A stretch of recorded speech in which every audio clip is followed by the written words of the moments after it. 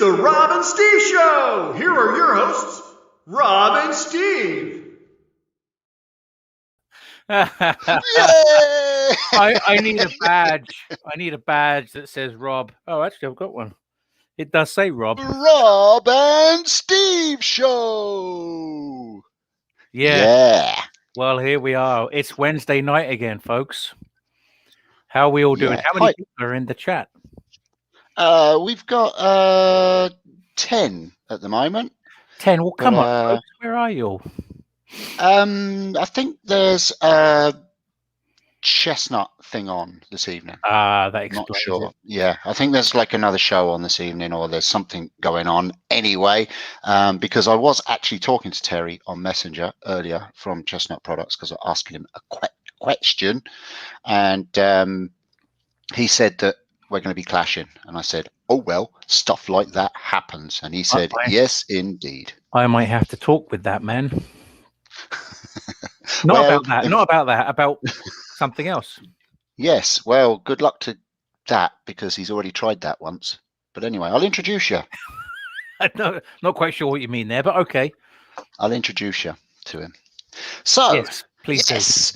Hello, everybody. You're all very welcome to the Rob and Steve Show. Look at that. I was on the right side, even though you were over there. Yeah, I changed my background and everything, folks, with the green screen, so we kind of look similar this evening. Yeah. And let me know what you think about our new starty thingy too. Look at that. You've not seen that before. Yeah, mine doesn't do that. Special effects and everything here. I can't pull a string on mine. So no, that's special effects, Steve. Oh, special effects. Yeah. Yeah. Okay. That's about as special as your effects get. That's my technology right there.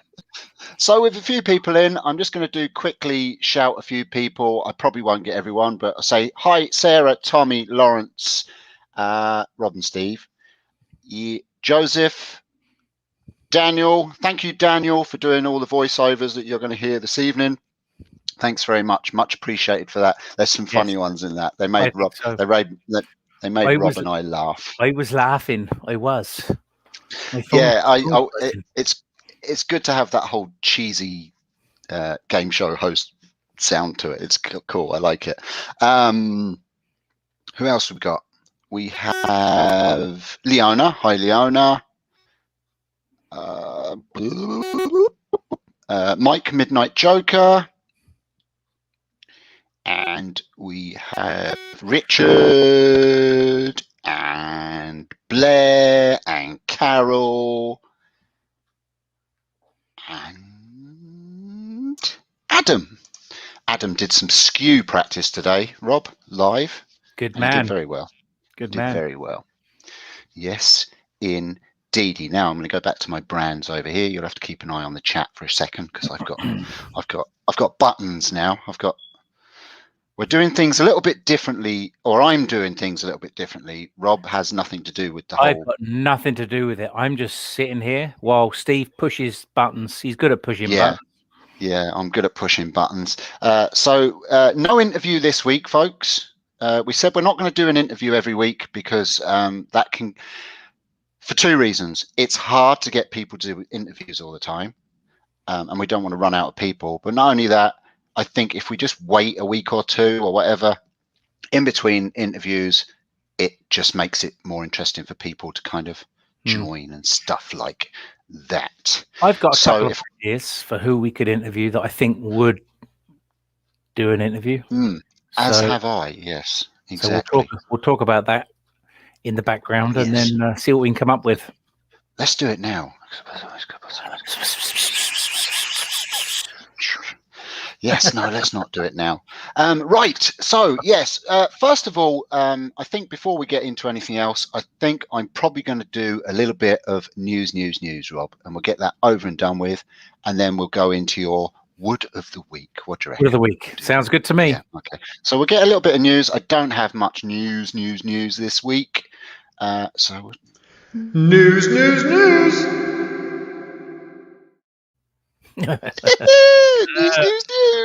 That's your segment, Steve. Yeah, like I say, I don't have much, but I've in a few chats and things like that. I've seen people, and also Eva put a comment in the banana group there earlier, asking about Maker Central and the fact that some people can't make it to Maker Central for the new date that's been put up. So Ben says interview Rob or Steve. Interview Rob or yeah, we could do that indeed, Rob. Yes, we'll do that. We will do that. Yeah, I think that'd be interesting. I think that's a good idea. Excellent idea, Ben. Well Hi, done, Ben, by the way. So I messaged Nick because I'm lucky enough to kind of be in contact with Mr. Nick Zamiti, and I messaged him and basically I asked him, Nick, there's a few people that have mentioned about Maker Central and the fact that it's been the dates and that. It's not his fault, obviously, because of COVID, and new people can't make it. Not new people, but people can't make it to the new date, etc., etc. So I said to him, can people get a refund on their ticket if they can't make it? Because in the original small print of the tickets, it says once you've bought the ticket, it's non-refundable. Okay, but what they've said is, what Nick has said is yes, they will honor and they will refund the cost of your tickets if you can't make it to the show, but not until after the show has happened. So, and the reason for that is because they've got so much collateral tied up in the NEC, is a huge amount of money, and with insurance and with contractors that have to build all that. They've all been paid, right? And they're all ready to go on the first show. And now because it's been put back and put back and put back, that money is no longer there.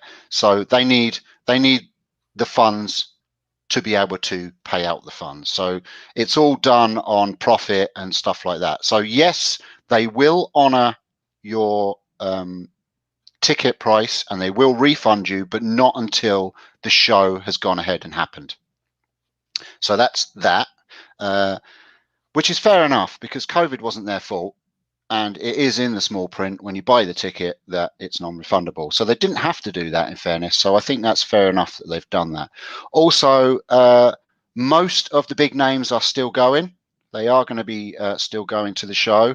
There's a couple that have dropped out, but he also said there might be someone quite big going to it too. Not as in a big fat person, but as in someone that's quite big on the YouTubes.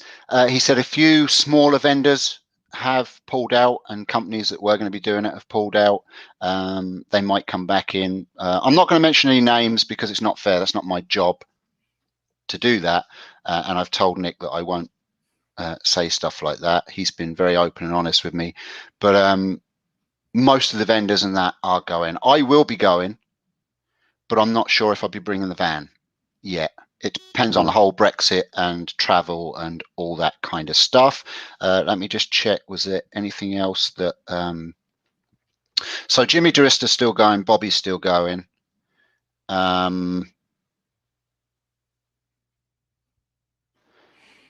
think that's the only kind of names that he was willing to kind of let me know for sure. And yeah, so that's it. That's the update with Maker Central. So they're more than sure that it's going to go ahead on that date, subject to change, obviously. And yes, they will refund your ticket, but only after the show has gone ahead. Okay, and then you have to email them. Some people have said that they've emailed and that they haven't had a return on the email. Check when you send the email that you're not finding any emails you had in the junk file and then replying from that. He said, because some people have replied from a junk file email and that goes to their junk or whatever. So, and if you're still having issues, then let me know and I'll let Nick know, and then he can let his crew know, because obviously he doesn't want people messaging him all the time about it either. So that's that. Okay, that's Maker Central. I was going to say about Chestnut Products show, but that's happening tonight. So that's the I think it's called the Conkers show. that's happening tonight, and that's pretty much it. The only other news I had is my news. I had my brain tickled today by a nurse. About time. Which was a bit of an unusual and uncomfortable feeling. Not as bad as I thought it was going to be. I had a COVID test today because I have been contact traced. So yes, I went and had my test today and had a big cotton bud shoved up my nose and in the back of my throat, and it wasn't too bad, but a bit uncomfortable. And I've got to get it done again in 10 days' time. So I'm off work now for 10 days, which is poo bum because I don't like sitting around the house. That's while the chip is activated. Yeah. Any news with you, Rob, that you'd like to add? Well, not too much. I'm actually in the middle of recording another video for Ruby where she's demonstrating turning a goblet. And she goes into lengths of details about styles of goblet and such, which is quite interesting. It's stuff that you may not necessarily think of yourself when you go about turning a goblet. So she tells you the right way and the wrong way, and you know, some good approaches and some good ideas when it comes to turning a goblet. So if that interests you, that will be coming up shortly. I think it's another demonstration that she's going to have for the wood show. I'm not 100% sure. That's her messaging me right now.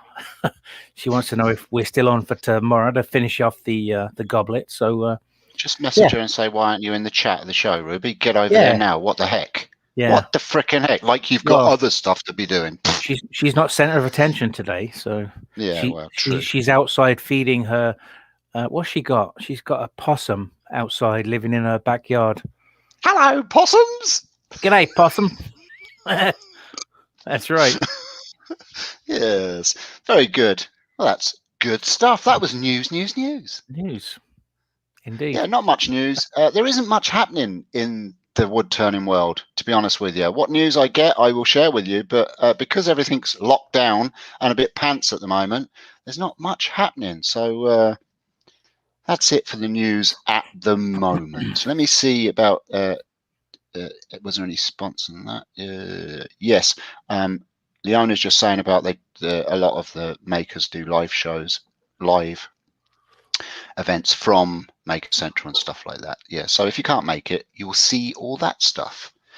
Okay, Rob, are you ready for Wood of the Week? I'm ready. Yes. Okay. And now it's time for the Wood of the Week.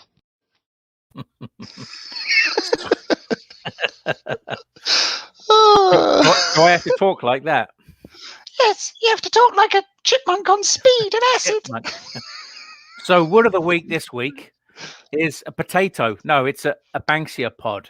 So, I think most people are familiar with these things. This is just the one example that I've got of a BANKSIA pod before it's turned. Steve, you have some pictures, I believe. If you want to bring up the picture of the plain BANKSIA pod, or bring up the tree first. Well, I can't. It'll have to just be in the order that I bloody well get them. So, yeah, right, I'll find the tree for you first. Hold on. There you go. Okay, so that's a tree, part of a tree. It's the 2 or 3 of the pods there growing on the tree. That's how they look like when they are on the tree. So the BANKSIA pods, the ones that grow on the bull BANKSIA, so the BULL bull BANKSIA, they're the ones that are good for wood turning. They're from southwestern Australia.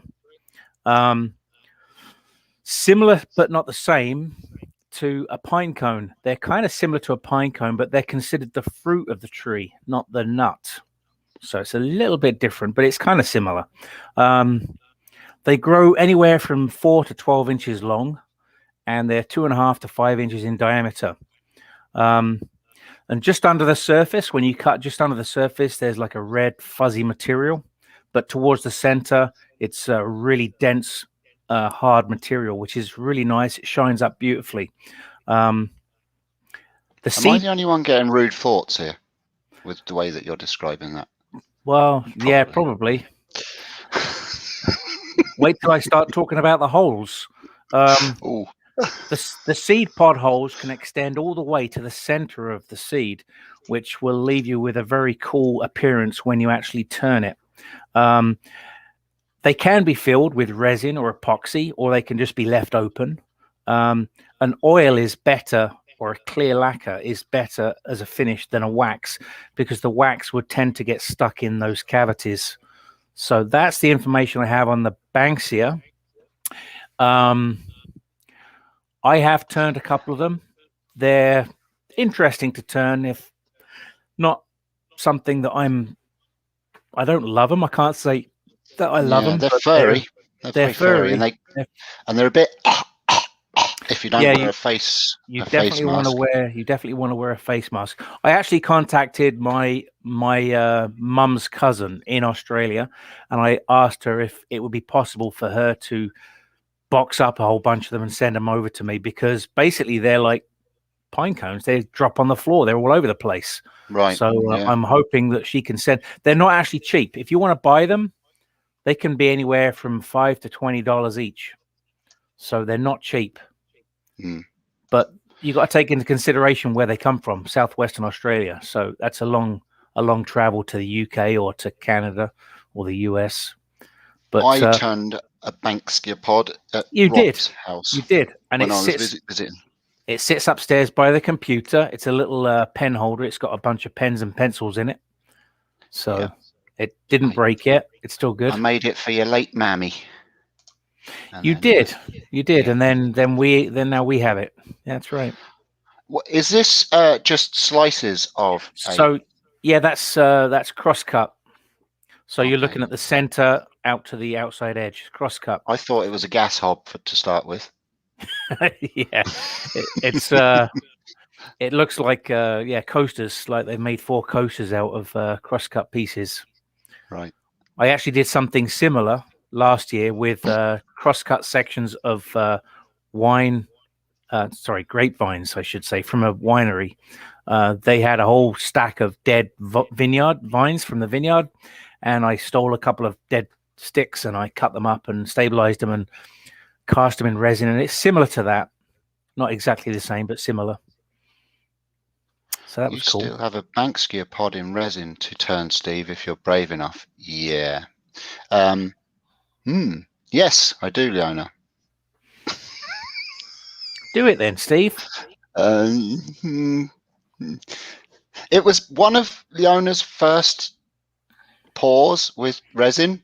Okay, throw it away. It's a bit scary looking. I'm not going to lie, Rob. There's, I think there's more holes in the resin than the pod. Oh dear. But anyway, I might turn it. I might do something with it one day. And yes, I am a chicken when it comes to resin, because yes, resin and I do not get on very well. If you use Yorkshire grit, they would get stuck in all of those holes. So I don't know if they'd be singing the Yorkshire gritty song.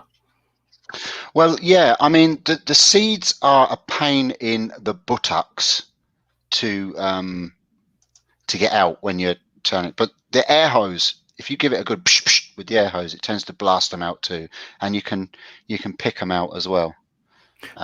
Generally, I find the seeds aren't there. It's just like the little bits of stuff that's in there, not the seeds though. Seeds are generally gone. Yeah. Well, the one that I turned at your place had a few seeds in it, if you remember, because they were flying, ping, ping, ping, ping, ping around your workshop. They were flying around and bouncing off the face shield and all that. But yes. So that's Wood of the Week, the BANKSIA pod. So I expect everybody to go out and turn one of those now. Now, there is going to be a link in the video, is there not, for Ruby turning a BANKSIA pod? There is one down below right now. There is a video of Ruby's BANKSIA pod mushroom. She's quite the rock star now. She's all over the place. There's going to be 2 links to her videos actually below. We might have to make her a sponsor of the show if it carries on this way. Well, so yes, overtaking my YouTube channel as well. She needs a channel of her own, so that's something we need to talk about, Steve. Yeah, we'll have to push her into doing it. Exactly. You can set it up for her, Rob. You know all about stuff like that. It's been a while. I could have a look. It's technology, so. Joseph said those things is horrible. Well, Yeah, they can be, yeah, they can be, but they're kind of cool too when you think about yeah. it. The I've seen inside some wood, really, yeah, I've seen them used for cups on goblets, and I've seen them used for really cool, interesting bits. I've seen one, I couldn't find it. I was trying to find pictures of it on before we went to this, but I saw one that had been hollowed and then a glass insert had been put into it, and then lights had been put in the bottom of it, so the glass kind of glowed inside it. It looked really cool. You know, I suppose you could do a similar thing with resin maybe, but because it was three-dimensional with all the pods on the outside and the way that they turned it with the glass insert, it looked really cool. the first one I turned was a Christmas tree out of a BANKSIA pod, and honestly, it looked a bit more phallic than a Christmas tree. There's a few people. I remember one video in particular, and he'll say it himself, so I'm not being hobble, but Martin Saban-Smith had a bit of a nightmare with the BANKSIA pod and brass powder and stuff, I think, and it just didn't work out well for him. No, it didn't. We've all been there. We've all been there. Yeah. More occasions than not, exactly. Leona says, sure, she has an account already. There's nothing to set up except a camera. She has a YouTube account? She has a YouTube account, yeah. Oh, okay. Yeah. I suppose she does. Yeah. She has to, because otherwise she wouldn't have been in the chat. I'll have to look into it, Leona. You're quite correct. I'll have to look into it. I'll have to speak to her and ask her to open up her YouTube account. I'll do that when I see her tomorrow. So I wonder if she got a book like yours with 5,673 and a half hang on passwords. a minute. The other problem too is that initially when you start putting videos in, you can only do short ones until you get so many subscribers. Is that not right? Yeah, but you could do tasters of those videos, and then you can slowly bring it into. There's ways of doing it. Yeah, I suppose. Absolutely. Maybe what I'll do is ask for the info so I can access it myself, and then I can do a bunch of small videos, and then release them on social media. And then she'll get some hits that way, I suppose. Exactly. Anyway, yes. Right, moving on. We're rolling. We're rolling. Yeah, cool. All right. Well, we haven't got an interview, like I said, this week, so we're going to jump to fascinating facts. Suffering fuck a death. Fascinating facts. It sounded like Donald Duck. I tell you, Daniel had some. He had some. Daffy Duck. He had some fun with that, I tell you. So, fascinating facts this week are pretty much to do with the subject this week, which is all about design, shape, embellishing, finishing, decorating our wood turn pieces, right? So I thought I'd mention a couple of these bits and then we'd just casually roll into the conversation of all that. What do you reckon? So I'll share my screen again. I can't believe that this is actually working and stuff. Like, what the hell? Okay, so we've got this here. I'm going to just make it bigger so people can read it. So Shoshugi Ban, or Shushugi Ban, or otherwise known as Yakisugi. I'm absolutely killing that pronunciation, by the way. It's a Japanese form of wood protection, wood finishing by using carbon in the wood. And basically what they do is they absolutely burn the living bejesus out of the wood, and it makes it look cool, but also preserves the wood.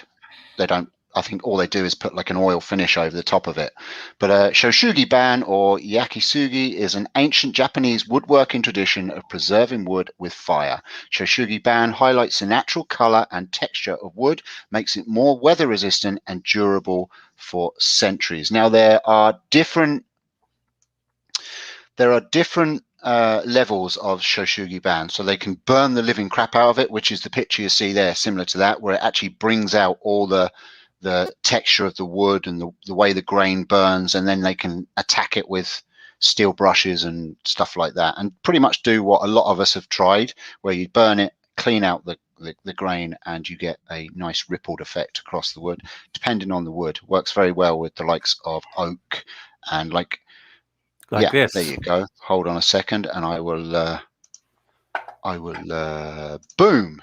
Show us that again, Rob. So this is oak that I recently burned. It cracks, but it is what it is. And then I brushed out the softwood, and I used some embellishing wax, which really highlights it. And you can see the rim is cracked and gnarly, but that's the effect I was looking for. And then the inside, I just turned it so that I could just polish the inside. I haven't taken the tenon off yet. That's still to be done, but you can get the idea. You can see the grain of the wood. Yeah, exactly. And that's a mild version of what Steve's talking about, but very effective. If you know that's on oak. I'm not sure how good it would be on a tight grain wood like maple. I don't know.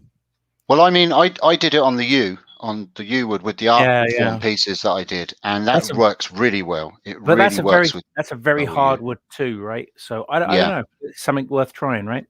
Yeah, no, it does. It can look really cool. I love I actually am a huge fan of scorching, burning wood, and then clean it up, and then when you whack a bit of oil onto it or whatever, and it just makes it pop. It does look really cool.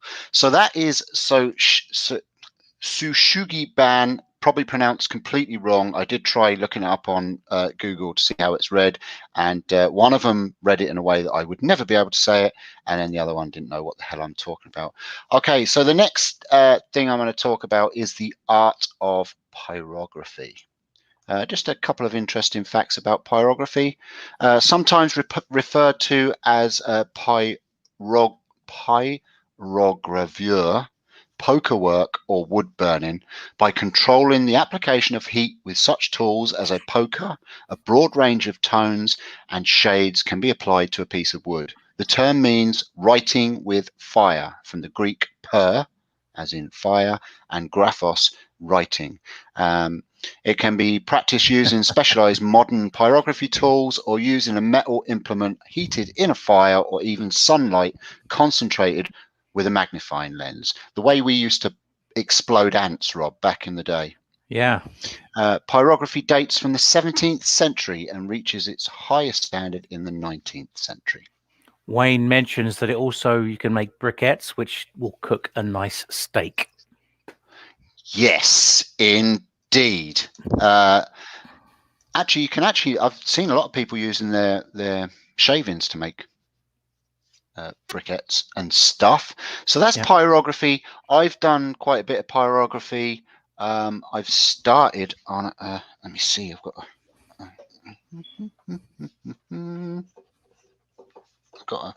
I started messing with one here, doing some, let me pop myself into, I've still got a lot of work to do on this. People will remember that when I turn this weird looking thing, but I've started just messing about with texturing and stuff like that. And do you know what? This is kind of, when you look at it like this, side on, it's kind of got a face look about it and stuff like that. So I'm still messing about with pyrography. That's done with the pyrography stamp pen, and then scorching, and I'm doing sanding, but this was a bit of off-center turning that I did on a live show, and it's kind of a practice piece with seeing how I can embellish stuff as well. So that still exists, and I am playing with that.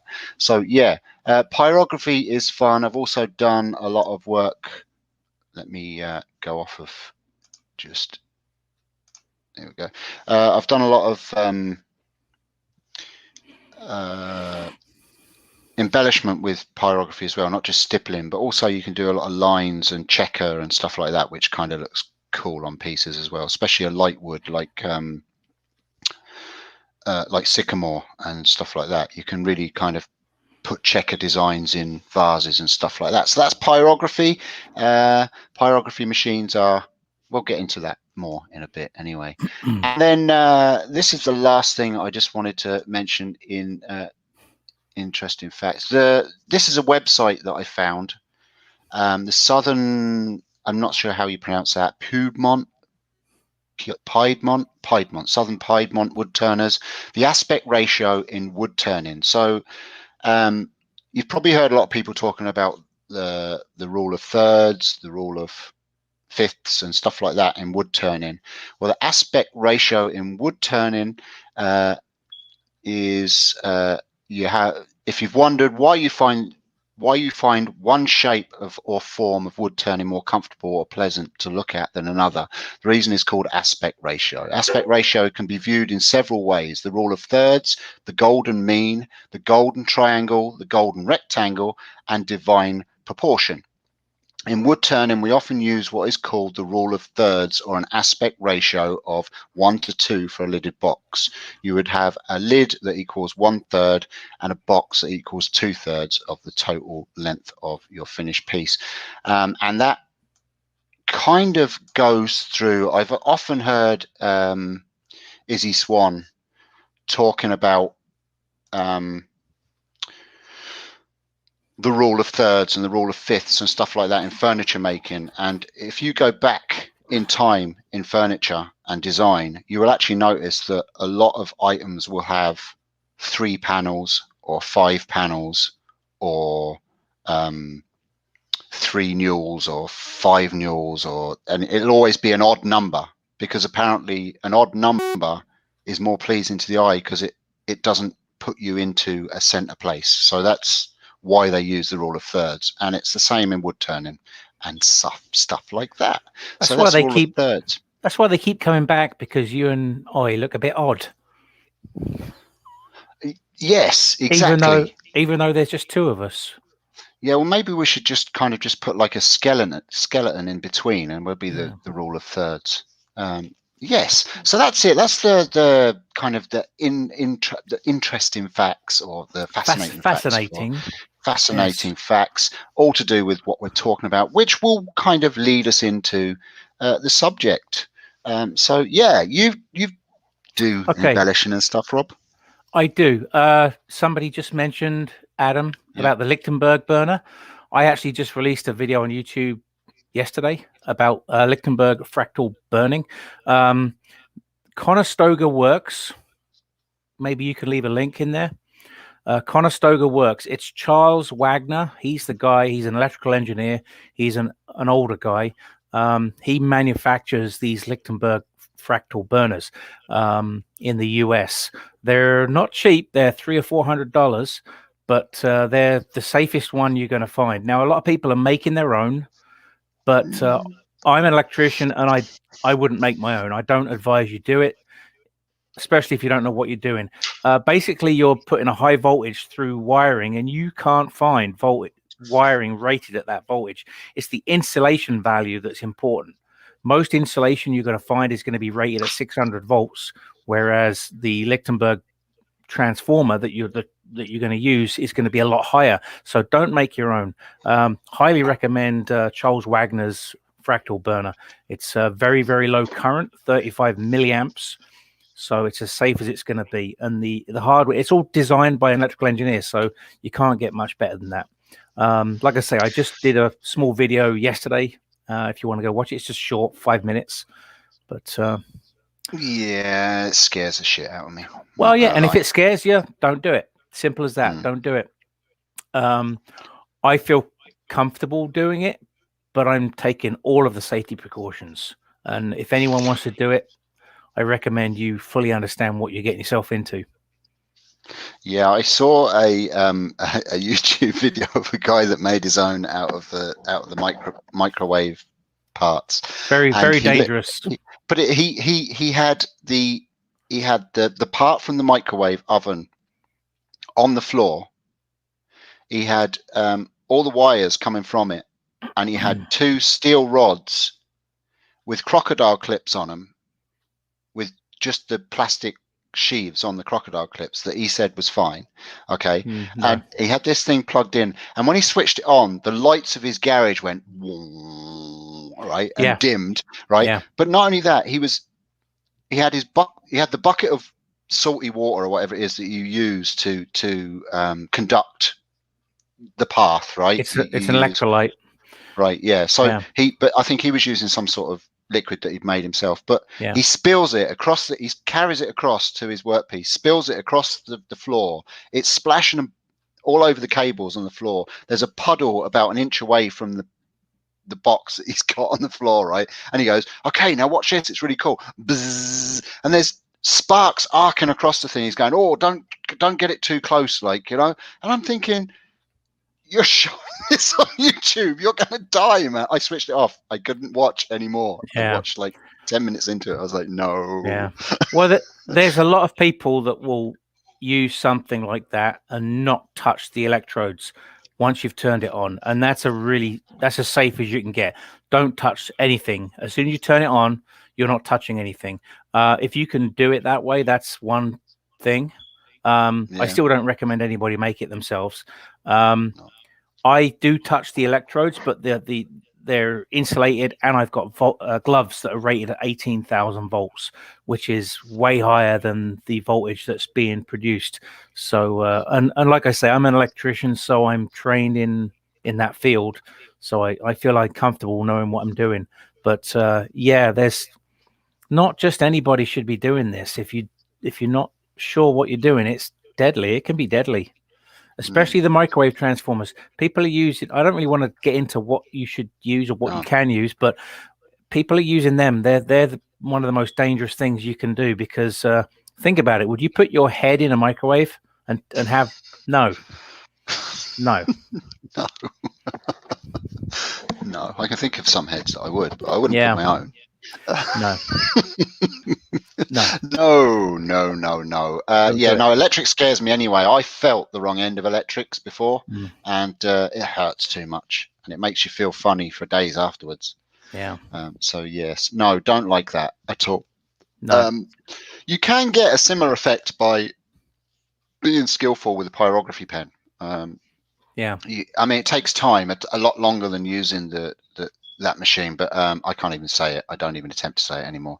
Yeah. But yeah, you can get the same sort of effect by doing lightning effects through with a pyrography machine. You've just got to have a really steady hand and have it a consistent heat and just work slowly. And you can cut deep into the wood and get that effect. And then you can add embellishing creams and waxes and stuff like that into your pyrode effect. Actually, Adam did it the other day. He did some pyrography for the first time, took his pyrography kit out on a live pyrography, then added some gold finger. You can actually put some glow-in-the-dark powder with resin as well. Let me find a quick image here. Somewhere I've got an image here of something I did. Make sure you put the right one up, Rob, for God's sake. Don't put your private images up. Can you see that? Yeah, that's cool. Was that using the... So this here is Lichtenberg fractal burning. Yeah, right. The rest of it is with a router. That was a piece of wood that I made as a wall plaque for work, and that's what it looks like without the lights off. With the lights on, it looks like that. So it's an end grain board, and yeah, so it can be effective, but I can't state enough. Understand what you're getting yourself into and be as safe as you possibly can. Adam said I forced him into doing it. I didn't. I suggested it, Adam. I suggested it, and you said, "Oh, all right then." Thank you, Leona, by the way, for all the links. For all the links that you're putting into the chat for us there. Thank you. It's much appreciated. Leona is throwing a few links to that burner, and I can't say it without sounding stupid. Lichtenberg fractal. Yeah, that's him. I just sound like I've got a mouthful of meat when I try and say it. Yeah, that is from Deutschland, yeah? As in steak. Okay, before anyone gets rude in the chat. Okay. So, yes. Right, so we'll start with maybe shape. Okay, a desired shape and kind of what we aim for in shape and stuff. And then we'll move on to making our finished piece more fancy and enjoyable to look at, and what we use and how we get to that point. What do you reckon? I don't know what you're talking about. We're Sorry, talking about design, Rob. I didn't know we were talking about design. Sorry, I thought we were talking about texture and color. The But whole okay, thing, that's fine. the whole finished thing, man. The It's whole no thing. point just texturing a log, is it? It's not. Okay, It's just going to look like a log. I have a with few glitter. pieces. I have a few pieces here, and we're talking about texture and color as well. Is that right? That's right. Yes, Yeah? everything to do with making it fancy. We actually even have a little demo piece here if we want to, if we have time to get into that. And we want to talk about how we get to the point before we color it. So we'll talk about that in a bit. Talk about your shapes and stuff, and then we'll move on from there. So this is absolutely. Yeah.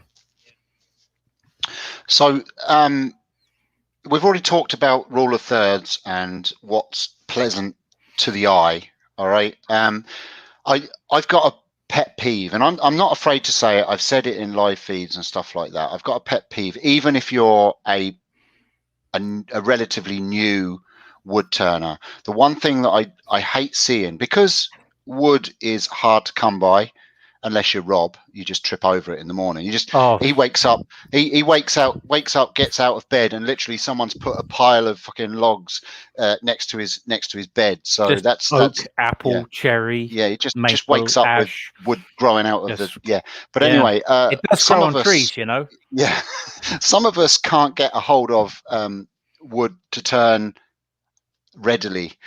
So I don't like seeing when people put a nice round, beautiful, we'll say sycamore blank onto a lathe, and they literally just turn the shape of that blank into a hollow blank, if you know what I mean. They put no shape into it. It looks like a dog's bowl. And I do understand. I do understand. What you're getting at, Steve, is don't miss out on a design opportunity just to save the wood. Exactly. That's what you're getting at. Yeah, exactly. I think people, when they're starting out, they're more worried about technique and how to hollow this and that, and they completely forget about design and shape. And when I did it, I did it when I first started. When I started turning, I turned a hollow bowl blank, and I took it in, and basically, I mean, I don't get much reaction in the house anyway because I don't really understand what I do. But I showed them, and they said, "Oh yeah, that's the same as you showed us before, but it's got nothing in the middle. It's got a hole in the middle now." So it's it's okay if Fido likes it. Is that why you don't like bowls? Because your family doesn't give you credit? No, I don't get credit in here anyway. I said on my live feed the other day what my family does with my stuff. It gets thrown into a cupboard and upside down on top of each other. But we won't go there. But yes, don't lose the shape when you're turning. Try and get some sort of shape. And even if you're just taking the corners off and make, what you'll find is when you start taking the corners off and you start shaping it, you'll start finding a shape that you like, and you start thinking, oh, actually, it's looking kind of nice now, and it starts getting your head going with design and stuff like that. Whereas a lot of people get stuck on just hollowing it out, and they don't even hollow out a lot. They've got huge, big, thick, and we all started. I understand that, but don't waste bulky, thick bowls. Yeah, don't waste the wood. And if you have got some of those bowls from when you started, I would suggest I did it put them back on the lathe if you can, if you've still got the mortise or whatever in the bottom, and redesign them.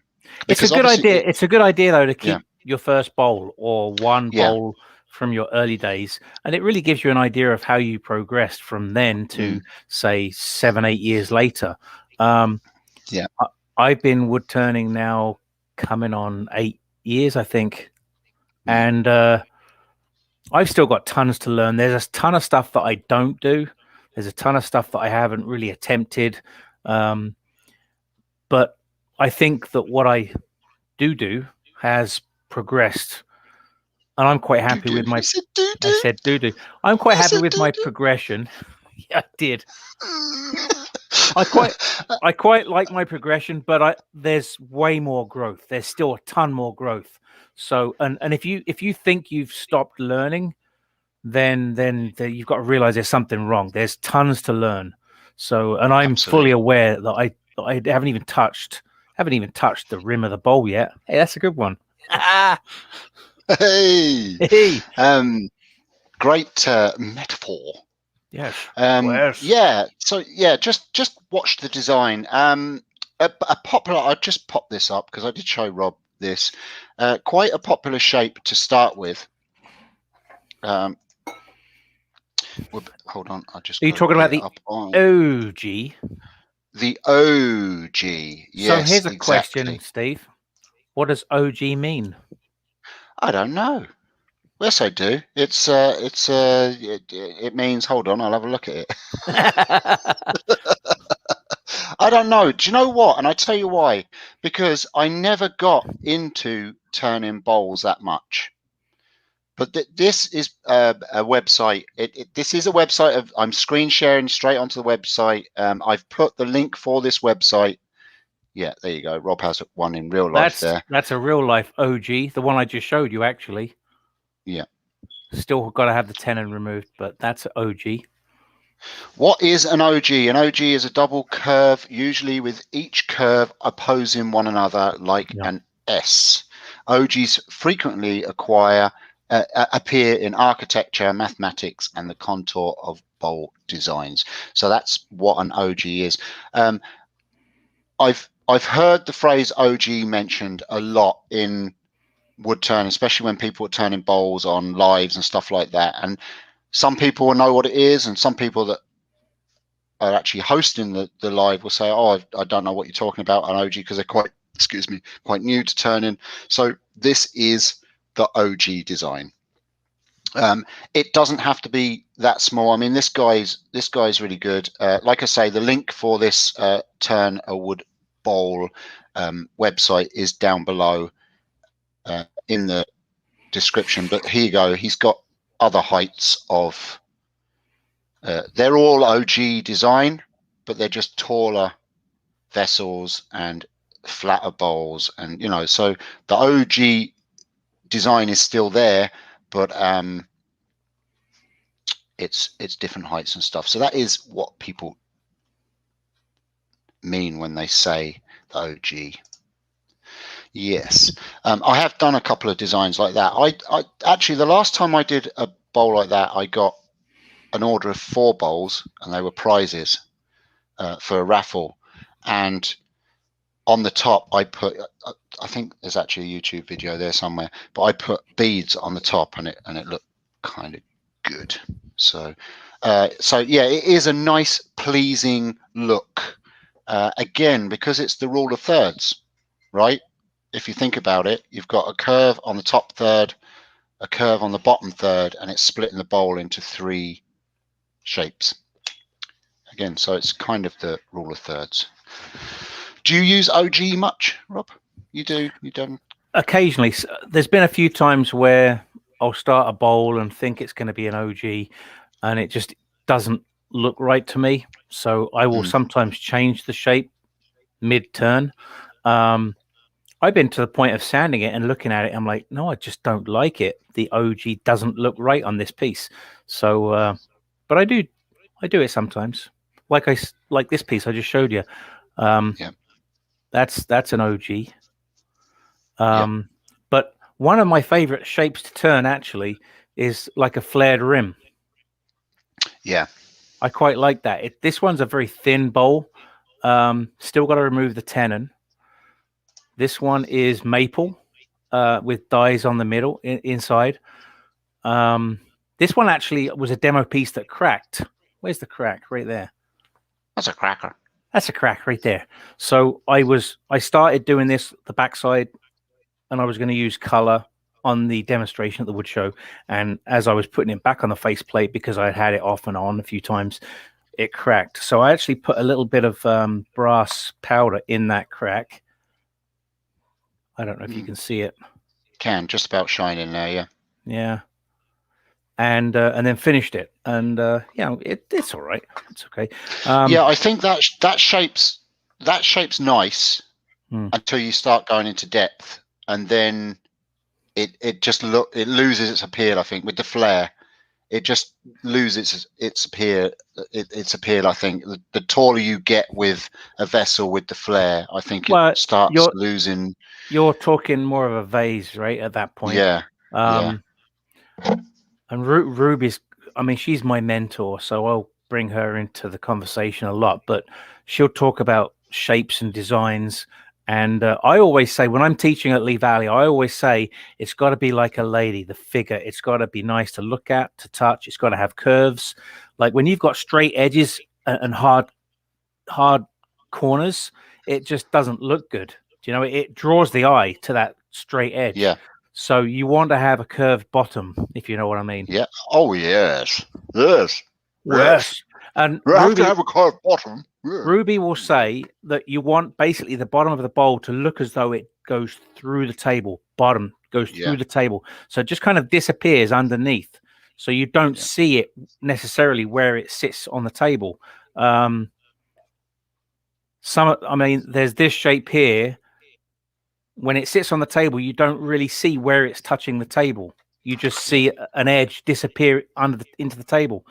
Similar to this one. This one's a little bit flatter, but it still has that curve that disappears into the table. You don't see a definite stop at the table.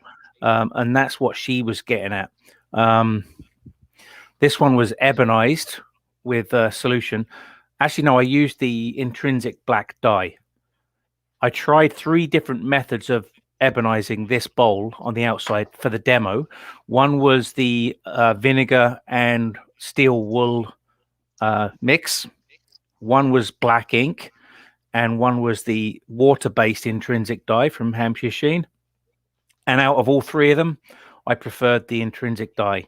The black ink didn't really affect the wood at all. It kind of just went on and came off again. And I think maybe that was because maybe the wood was burnished a little bit and it couldn't soak into the wood very easily. So that's something you got to think about. A lot of it depends on the tannins in the wood, right? And how much tannins are in the wood too. No, not the vinegar. You're talking the vinegar solution. Yeah, that reacts with the tannins in the wood. So certain woods like oak and ash will react with your vinegar wire wool solution. The higher the tannins, the blacker it will get. So yeah, that's that. How do you make your ebonizing solution? What's kind of the measurements of each? There isn't really a measurement as such. You just take a jar, put some white vinegar in there, put a piece of steel wool in there, put something on top like a wooden stick to push it down under the surface, and then just leave it. You can leave I've got a solution there that's probably 3 or 4 years old, and it still works. Okay. So it goes kind of gunky and mucky and nasty looking, and it smells pretty bad. So I saw someone using electrolysis with the ebonizing solution as well. It's supposed to make it happen quicker, where they connect a battery and they drop a nail into it, and a battery. Yeah, I suppose. I have no idea. And it adds an electrical current through the steel wall and causes the reaction to fizz, and kind of like I suppose a car battery. Kind of. It's funny you mentioned that, because it's been on my radar of something to do for a long time, is to build a Baghdad battery. Do you know what anybody know what the Baghdad battery is? Anybody out there know? Banned? No. No. This is from way along. This is old. This is ancient. Anybody know what the Baghdad battery is? Okay, I'll explain it really quickly.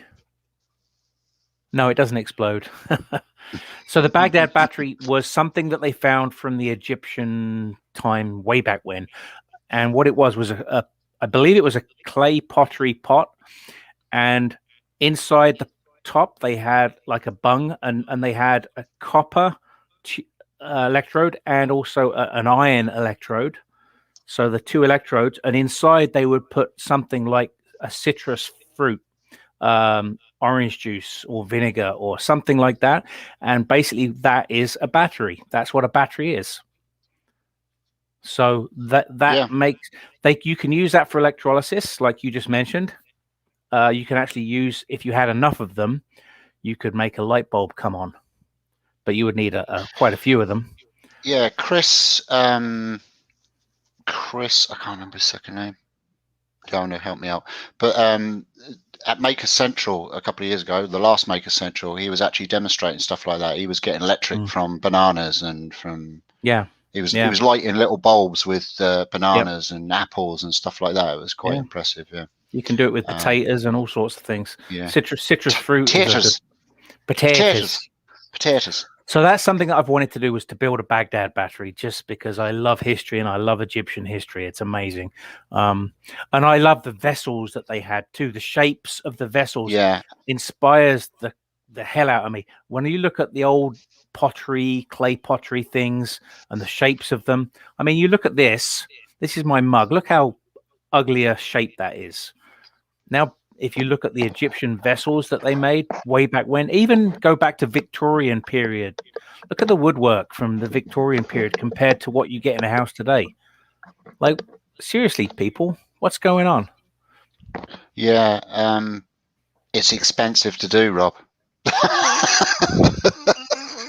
That's, I mean, some of the stuff. I remember some of the townhouses and that. I used to work in London.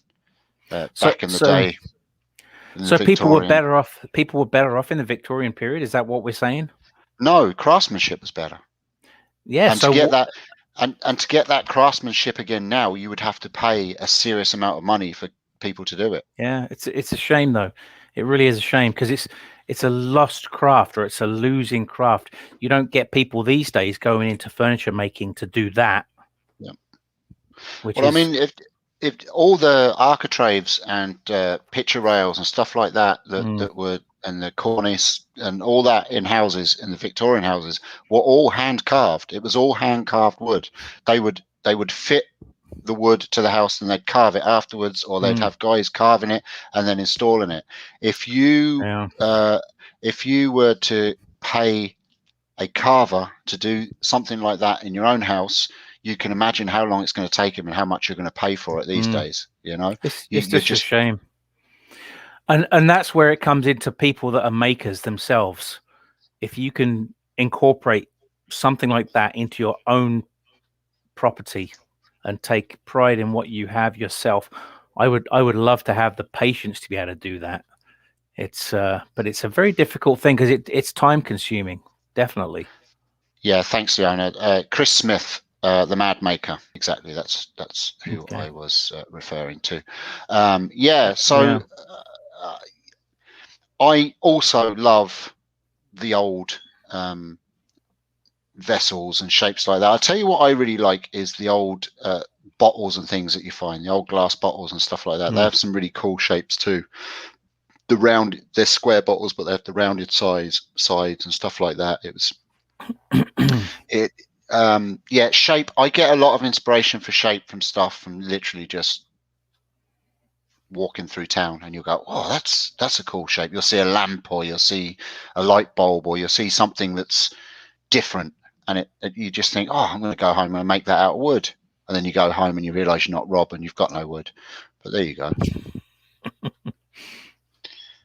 You should check out the prayer beads from the 1500s, even better than Grimlin Gibbons, however you spell his name. It's amazing though when you think about it, that from the 1500s, I mean, before electricity, before YouTube even. Wow, that was so long ago. Yeah, I remember when the internet happened. Yeah, so do I. Yeah. Was that 94, 90, around about 1994? Yeah. Hello? Hello? Can you hear me now?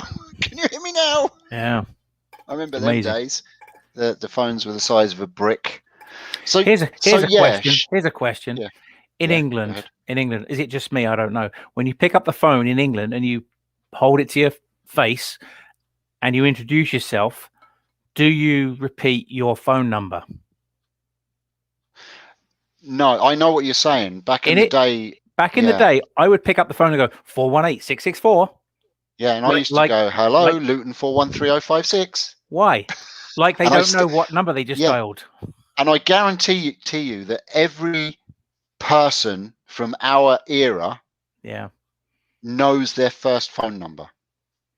I guarantee you that Well, I just said mine. everyone from that area, from way back when they were kids, answering their phone for their mum and dad, it was hello Luton 413056, and you'd answer it with the number, and you'd say Luton because there used to be an area code, and then people get confused. And then if you had to phone someone back, it took 3.5 weeks until you learned the trick of did it with the button. Did you learn the trick with the button on the dial phone? Yeah, but I didn't bother doing it.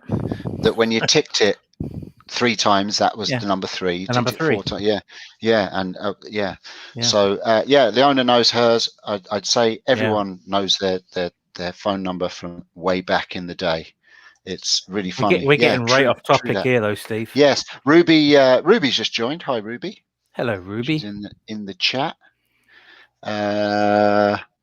You had to make your own tools as well, she says. Exactly. Yeah. I actually watched a YouTube video the other day. It was really interesting. I know it's off topic, but we'll get back on in a second. And it was a guy that goes around antique shops buying tools.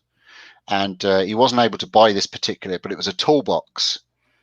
And it was an original framer's toolbox, a house builder framer's toolbox from like 150, 160 years ago, I think they said. But all the block planes and all the planes and everything that were in this toolbox were made by him. He made all his own block tools, and all the handles for the gouges and stuff like that. And like that, we're talking about a man that used to make his own molds and stuff like that in the house and everything. Like, he would have been the carpenter that went from the ground to the roof and done everything and done all the detail work as well. But yeah, very, very, the whole box was full of his tools. Amazing. So yes, anyway, we digress.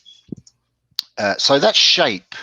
Everyone kind of has their own favorite shape, and you do tend to see that when someone finds their shape, I see a lot of professional demonstrating wood turners, when they find their shape or their particular style, they tend to stay with it.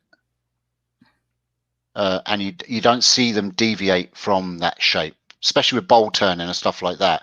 They don't tend to deviate from that shape, whether it's because that's their money earner, that's how they get paid, that's what they're known for, or what, I don't know. But I know I've been to a few demonstrations from the same people, and it's been the same demonstration, if you know what I mean, which can be disappointing because you would like to see something different. So I don't know whether they kind of just get stuck on it, or whether just people like it so much they just want to keep seeing it. I don't know. I can't remember the Irish guy. What's his name? Pat Carroll? No. Max Brosey? Nope. Bowl turner. Turns the same bowl. Oh, Glenn Lucas? Glenn Lucas. Great wood turner. Fantastic wood turner. He's got an amazing shop and everything else, but I've only ever seen him turn one bowl. Yeah, but he doesn't. That's the thing. But the difference is that he's a production turner. Yeah. And that's his money maker. That particular bowl that you're talking about is his money maker. But he does Viking bowls.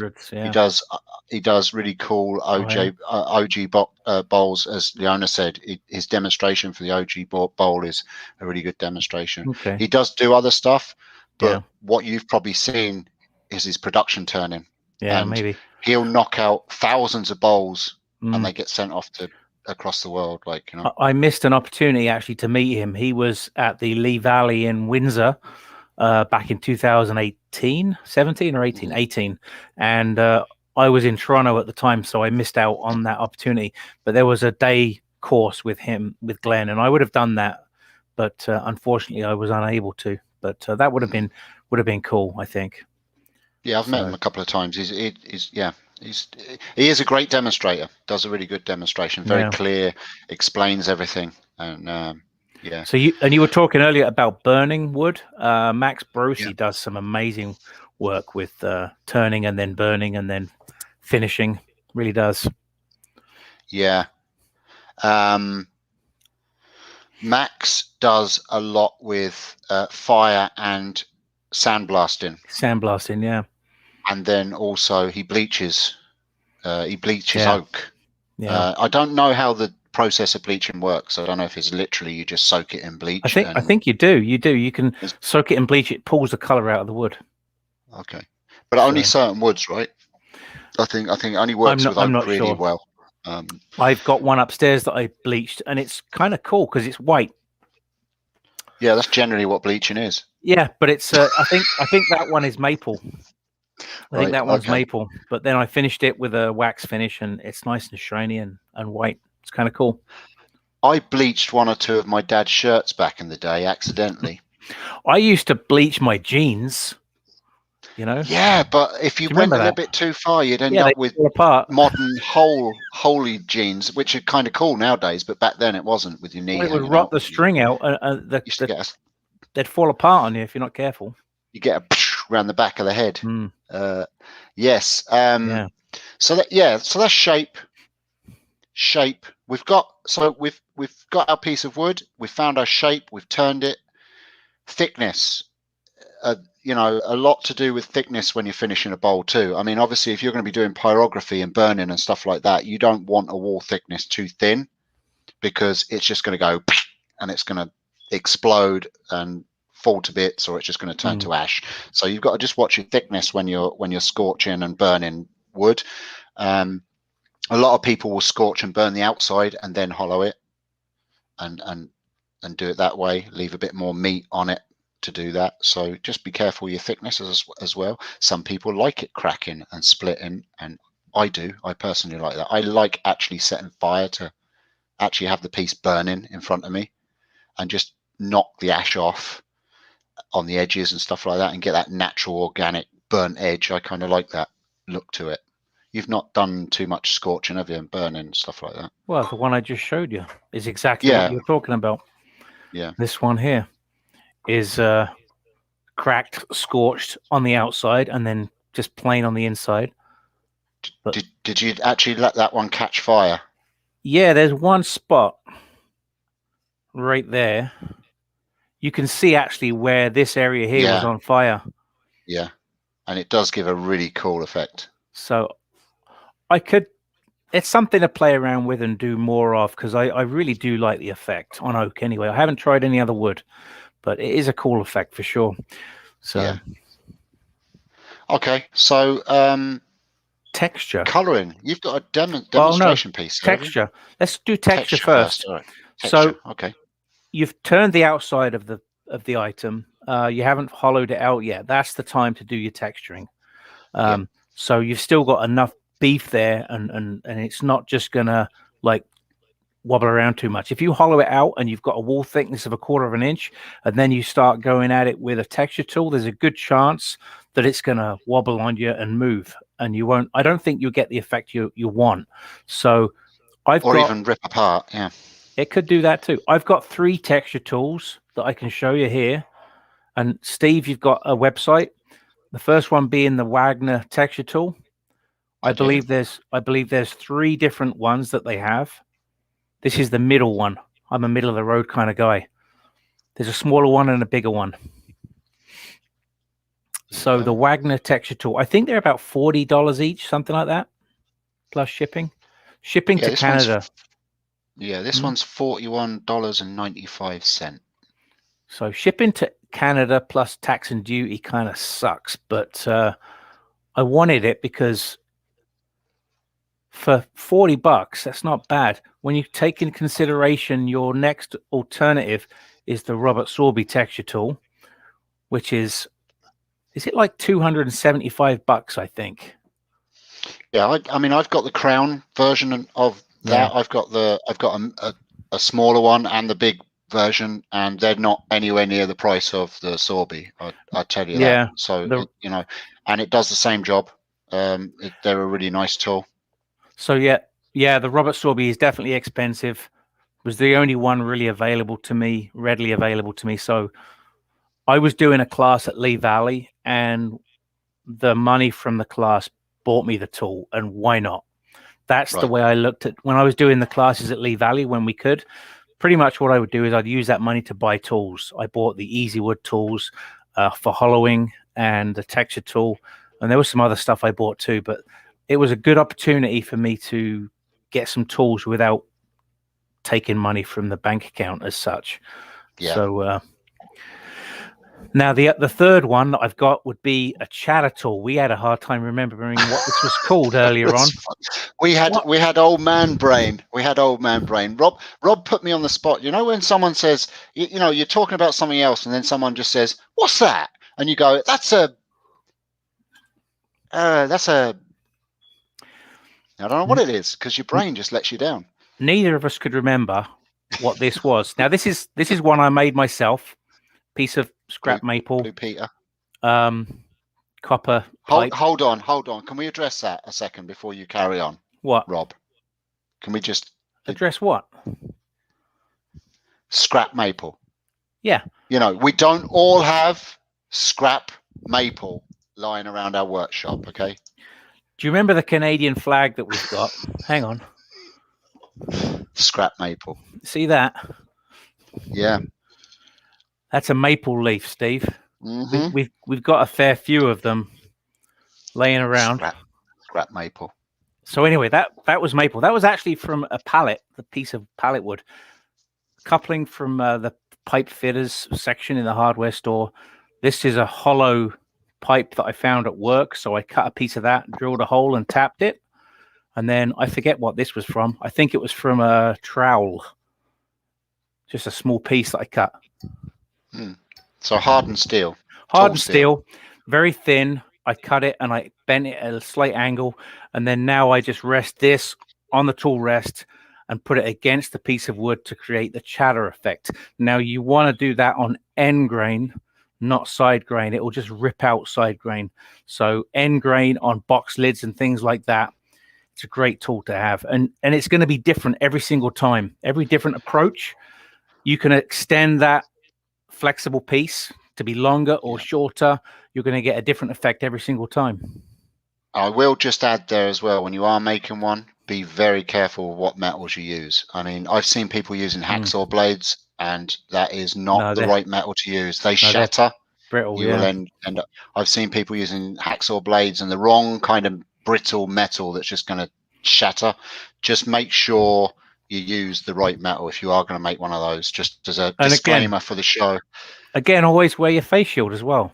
Yeah, right. Exactly. Wear a face shield, and if you've got coveralls, wear your coveralls too, because it's going to protect you somewhat to some extent, right? I see people turning with their what are those, Crocs or bare feet? Yeah.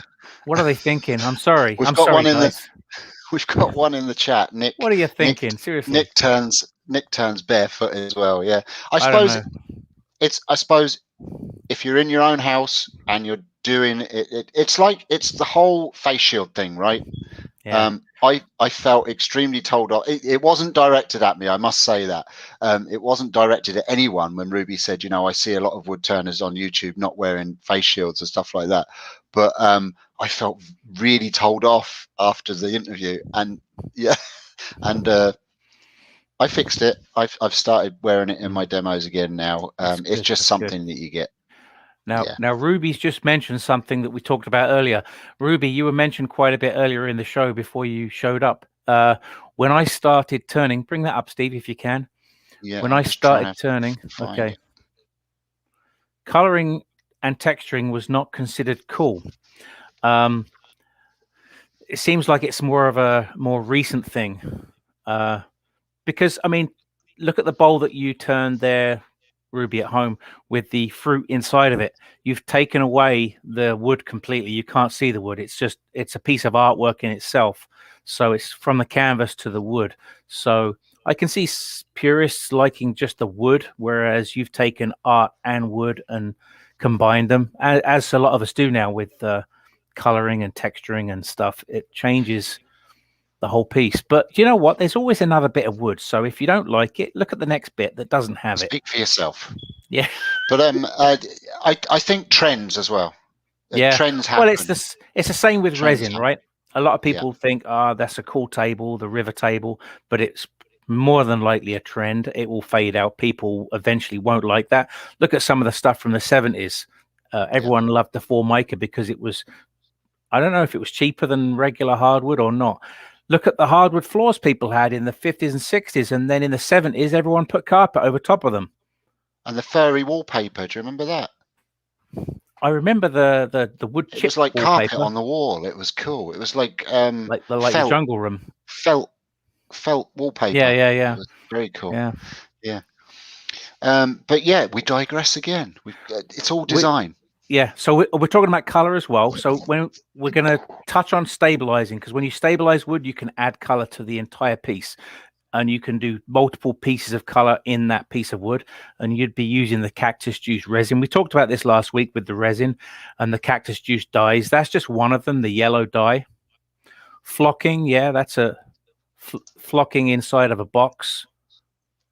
I agree, Tommy. Wallpaper. Flock wallpaper. I wouldn't put it up. Yeah, I think you're right.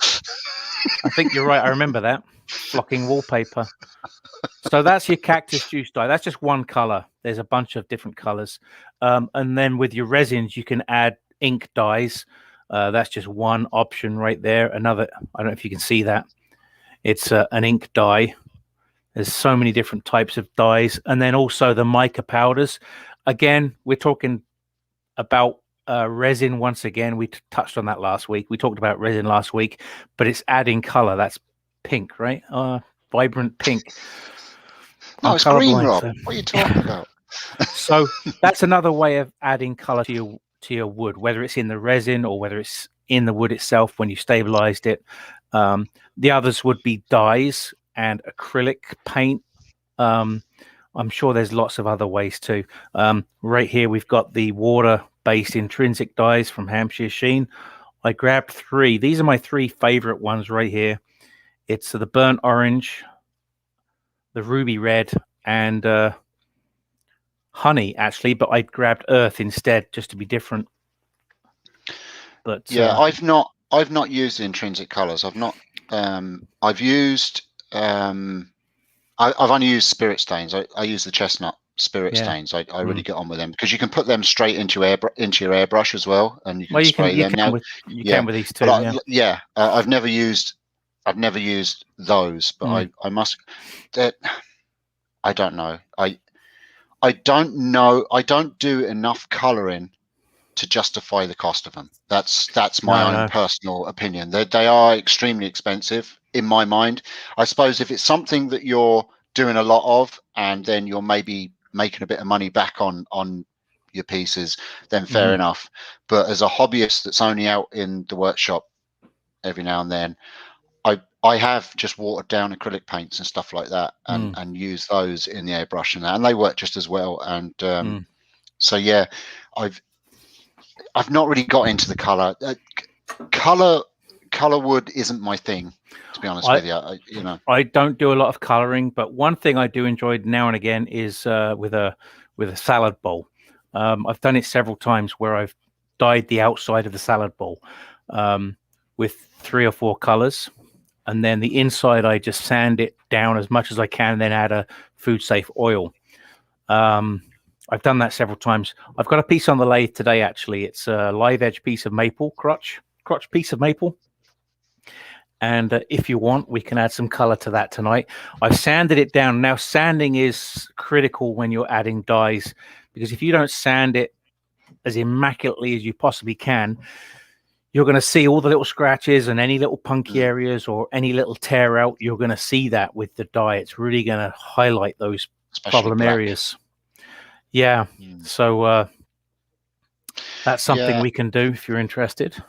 I just wanted to mention as well, just before we do move on to that, is that with the texturing, I forgot to mention it. You can get what they call, I think it's is it the Genie?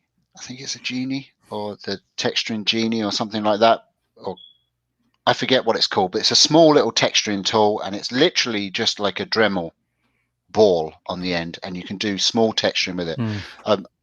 I just want to mention that I use my old, do you know the rotary tool extension cords that you get, the flexi drives? Now they're known that if you overheat them, if you're using them all the time, and I tell you it happens a lot, is if you don't hang your rotary tool up and you leave it on the bench or whatever, your flexi drive isn't at the right angle and you bend it or whatever, it can heat up and it can melt the rubber and it dies. Right, but the rotary head on them, if you cut the rubber lead off of it and you just have the rotary head pen, you can use those for texturing.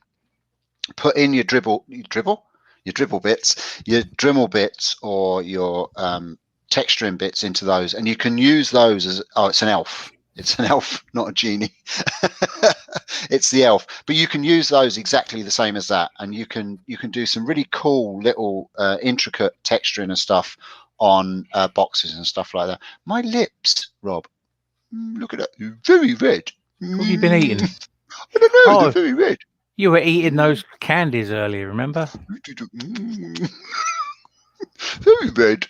Sorry, I just noticed that. You had a red jelly earlier, didn't you? Yeah, my orchard jellies. Yes. Oh, yes. So that's that. Anyway, so yeah, take us over to your bowl, Rob. Okay, so you want to see this bowl? I'm going to have to show me a bowl. I'm going to have to move you. I can't believe I called it a genie. It's an elf. Hang on. Let's see. Can we get back a little bit? Oh, hang on. My computer's in the way. The intrinsics are great when you get the hang of blending the colours, and I wouldn't be a fan of colour on wood in general, says Rubber Dub. No.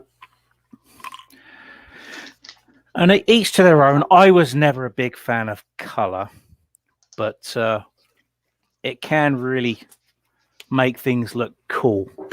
The first thing you want to make sure is that you start with the darker colour. So I'm using burnt orange, earth, and ruby red. And I've got a little plaque here that shows the different colours, what they look like. To you, anyway. Well, I'm colorblind, so I'm going to start with excuse me, with earth, I think. And I'm just going to coat the entire bowl. Now I should probably get the heat gun because they're water-based and you can just dry them nice and easy with the heat gun. So hopefully you can see this. Now this is going to highlight any problem areas that I've left, if there is any. I'm hoping there isn't. Would you use an airbrush much, Rob? I do have an airbrush, but honestly, I'm not a big fan of it. It's okay. It is good, but I honestly prefer just applying it with a paper towel. And I find that if you spin the wood at the same time that you're using a paper as the same as the time, you get lines on the wood. So I don't think it looks good when you're spinning the wood. So generally, I would not spin the wood at the same time with the airbrush. I would do it just by moving the wood around the way I am now. I suppose it's like anything. Sorry to talk over you. I suppose it's like anything, though. Once you get used to a certain technique, you can probably get it down. But see, you're not using it much. You're talking to a guy that is colorblind and doesn't do a lot of coloring. So I did a video a little while ago on coloring, and I got abuse over that from somebody because because I don't know what I'm doing. Well, no, pretty much you're right. I'm just experimenting with color. Ruby has a question here. She says, why the dark colors first? I would use the lighter colors first. Because when you put in my opinion, when you put the darker color over the lighter color's gone. So if I do the dark color first, and when it dries, I sand it back. Now I've got areas that I've opened up to put a lighter color into. Whereas if I do it the other way around, I don't think you'd get the same effect. So I just realized the time. What time is it? What time is the show over? 5 to 11. What time is the show over? 11. Oh, normally. Geez. That's all right. We'll go over a bit. That's okay. That's fine. Keep going. So now, I don't know, because I'm not going to be. I'm just kind of. This is 400 grit I've got now, and I'm just basically opening up some of the areas, especially the figure. If you can find the figure, which is here. I used to be good at finding the figure. Not so good now. I've got older. Yeah, me too. Open them up, and I'm just doing this really roughly. I am definitely not an artist like Ruby is, some of the stuff, well, all of the stuff she's got. She says that's why she uses an airbrush. Yeah. Well, Ruby, we're going to have to do some demonstrations on using the airbrush, because I do have one. I have the whole setup, but I'm just not very efficient at it. I wouldn't say I'm particularly efficient at this either. I'm opening myself up to all kinds of criticism right now. Can I call you what your troll called you? Maybe not. Maybe not, Steve.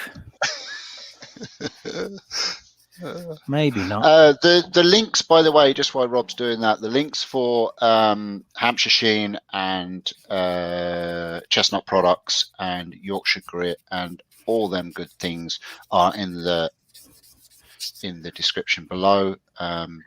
If you go to the relevant websites, they will tell you where the distributors are in your own country. We are not sponsored or taking any money whatsoever from said companies. They are just the most used companies in wood turning. Use your own ones by all means. Yeah, make some. You can buy. There's so many different types of dye that you can get. This is just the ones that I use, and of course, I think you guys all know that I sell the Hampshire Sheen products as well. So, but you can use whatever ones you want to use. So I just really just sanded that back a little bit, took some of the color off, spend more time on it, as much time as you want. So then we're going to move on to the next lighter color, which is Ruby. Oh, Ruby.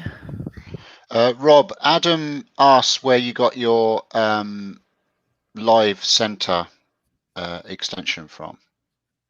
It's not an extension.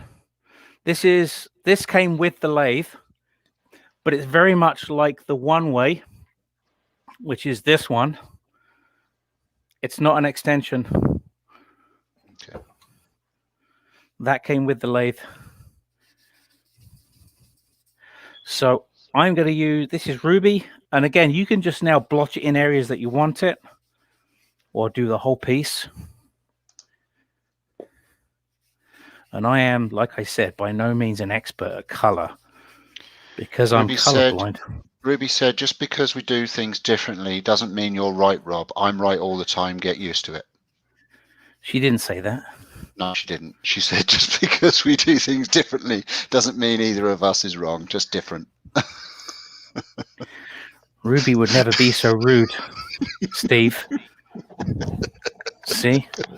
I know these. I know Ruby wouldn't say that. Honestly. So, just into some of the areas. I'm not doing all of the areas with the with Ruby. Ruby's in there. Okay. Joseph is giving out his phone number. I think he's in the wrong live feed. Joseph, that's the other live feed you watch where you give out your phone number. I'm not sure what that means. What live? What am I missing out on? Call Joseph's hotline on 740-2671. I'm just turning this on a little bit just to kind of dry it. Actually, I'm using a bit of friction just to dry it. You can use a heat gun, burnish it, blend it in. Fire. Yeah, you can use whatever you want.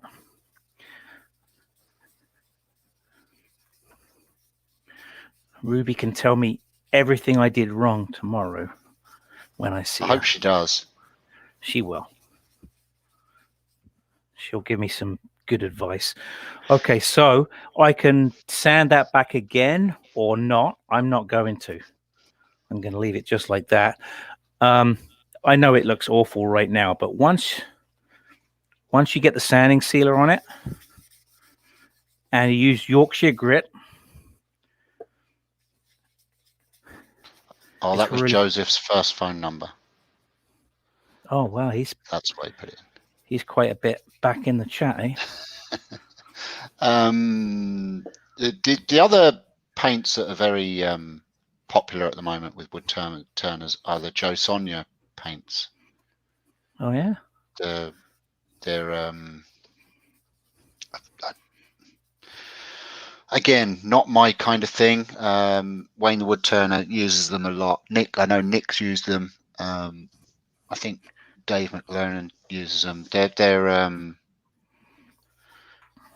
a very shiny type paint, and they kind of give a good floral effect with string pull and stuff like that. But I don't know. Again, I'm not really a great lover of paints and stuff like that. And I'm also not really I don't get into trends.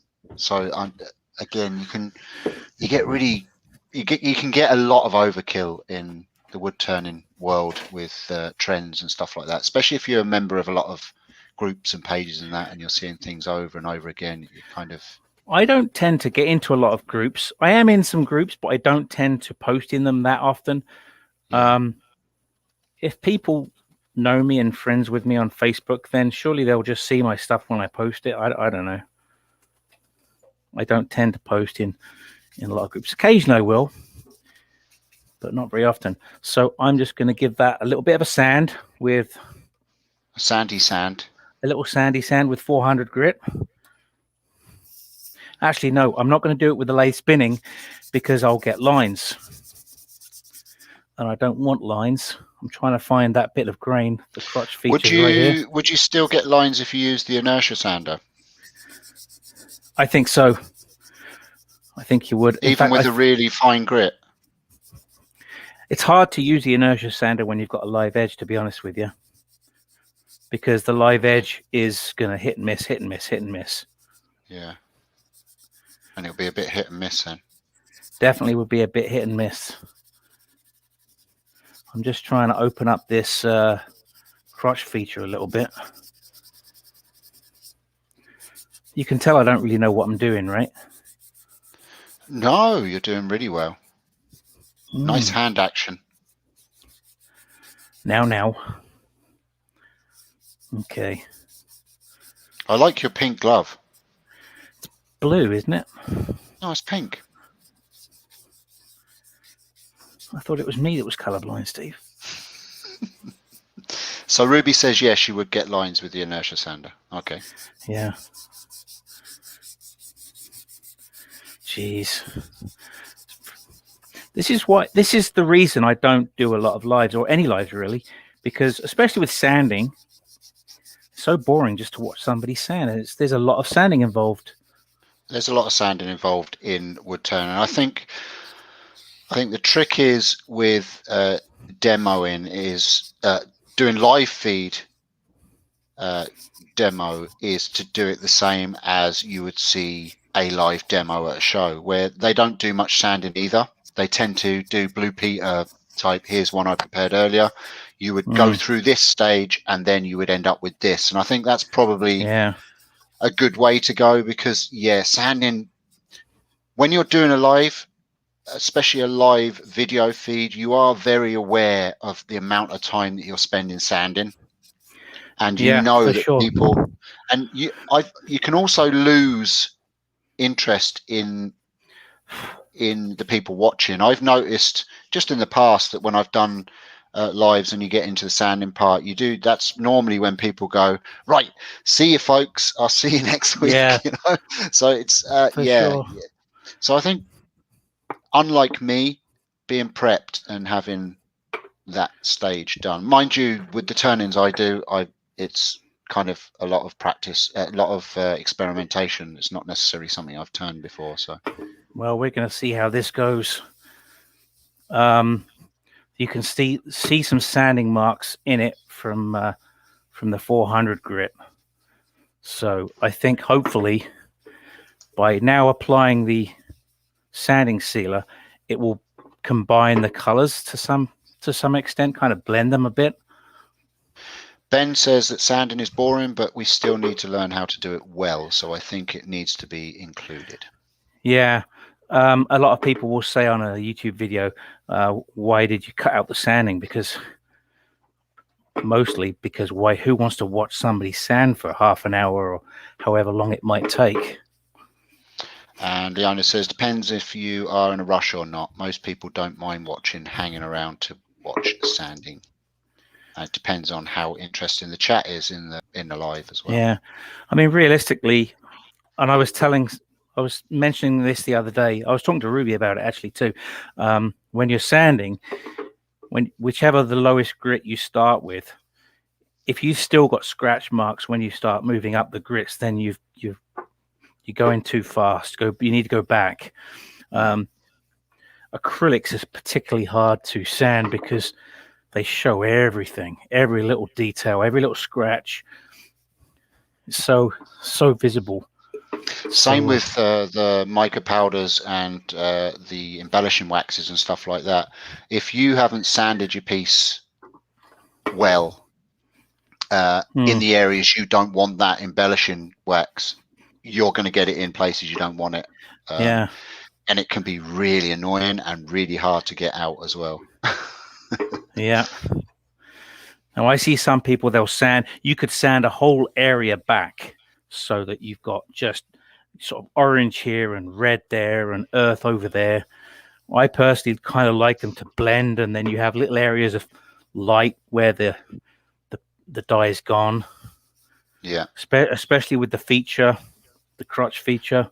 And it depends on sapwood and yeah, and hard grain and soft grain. And I mean, obviously a soft grain is just going to soak up the color and be very much darker than the harder grain. So it's just, I'm putting a ton of sealer on this, but we're going to move on to Yorkshire sealed grit. Anyway, Rob.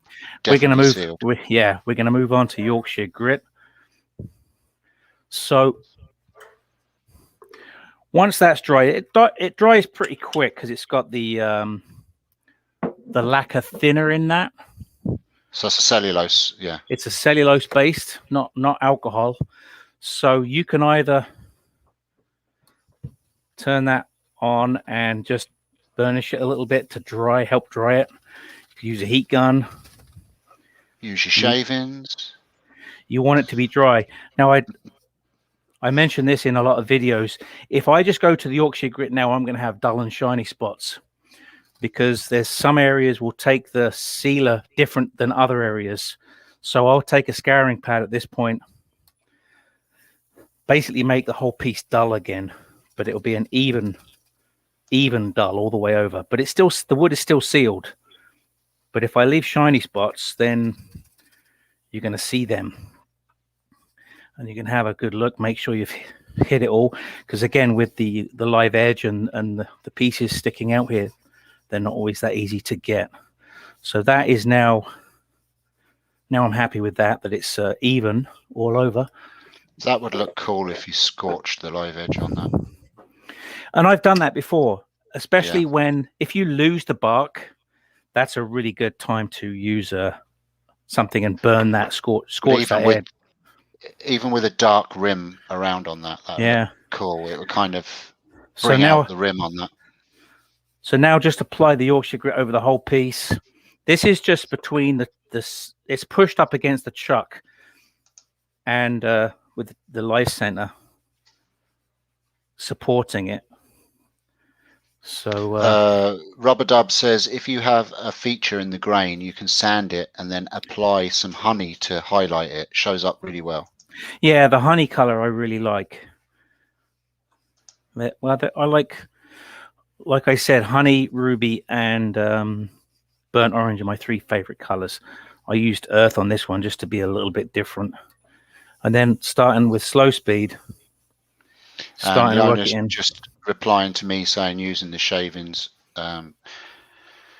Richard Finlett was saying in his demo this evening that using shavings isn't always a good idea, as you could pick up a wood chip that could scratch the surface. I was actually joking with using the shavings for on the paint surface or on the stained surface, the owner. But yeah, I get that. I would use shavings a lot for burnishing bringing up a shine on a nice piece of wood. Yeah, I remember my dad doing that back in the day. And so this Adam, So This will take Adam some of the says- colour off. That's all I'm saying. Yeah, Adam says he's not seen Yorkshire grit used with intrinsics. Martin won't do it. Says he hasn't come up with a method that works. Good to see this being tried. Well, I do it. In fact, there was one bowl I turned not so long ago, and it was for the demo for a lathe that I was fortunate enough to be given by King Canada, King Industrial. Oh, there's no need to swear. King Industrial. They gave me a lathe to give away, and I did a demonstration, and I turned a small bowl, and I did this same kind of principle of color and everything, and turned out really nice. I think Martin quite liked it too, because it was the only time he ever commented on anything that I've done. Yeah, I mean, yeah, I'm not going to say anything. I mean, because you make a product, I suppose it doesn't mean that know everything that can be done with the product too, I suppose is what I'm saying, you know.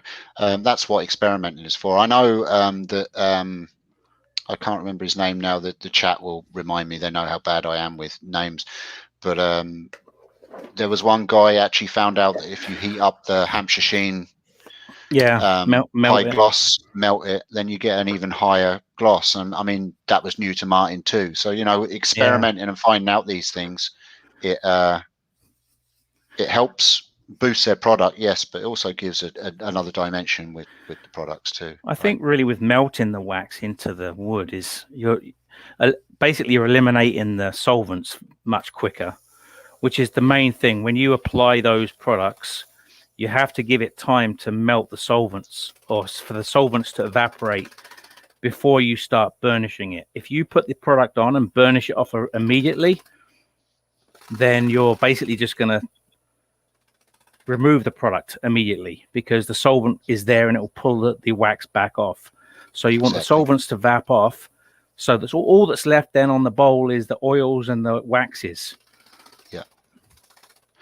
Ruby just said to Adam, the guy that mentioned that he's never seen Yorkshire grit, she says Adam noticed Rob sealed the colours well first before using the... Yeah, it still pulls colour out though. Yeah. It definitely still pulls colour out. But it will, because I mean, it's an abrasive paste, so it's going to dig in and pull out a certain amount. Yeah. But I think it's given it a better look. It's given it that kind of antique look rather than. It definitely is more challenging with a live edge. I'll tell you that it is more challenging with a live edge. But I wanted to do it anyway. Just for the purpose of the demonstration. Like I said, I'm not exactly a painter or an artist, so other people will do this much more effectively, and it will still look cool. And usually the person making the piece, the artist themselves, will point out all the problems that they've got with the piece. I know I always do. I'll find them. Somebody else won't necessarily see that. We're our own worst critique. Yeah.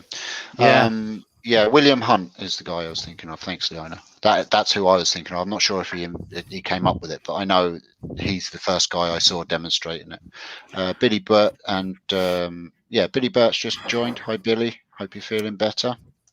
I've actually lost my tin of Hampshire Sheen gloss. Just go and make some more. Well, I've got my old tin. This is the old stuff. Not food and toy safe. The new stuff is food and toy safe. Let's get the Kango. This tin is probably about 3 years old. There's not much left in the tin.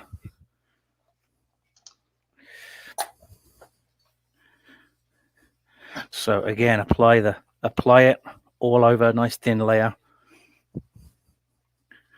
and then just let it vap off for a minute. And you could, like Steve was saying, you can use a heat gun. This, what I'm using right now, isn't even available anymore because it's the old Canadian version of it. Which was different to the English version. I've got some Canadian. I've got the original. I've got some Canadian original still. Yeah.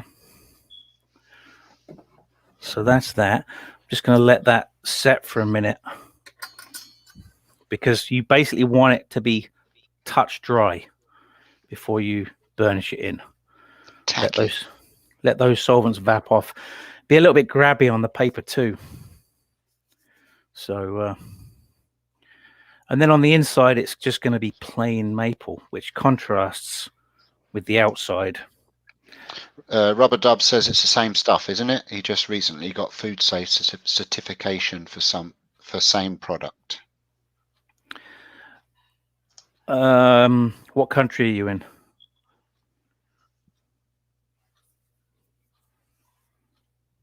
Steve? The Canadian one hasn't been certified.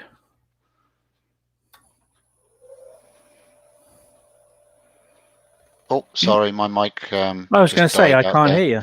Yeah, I think you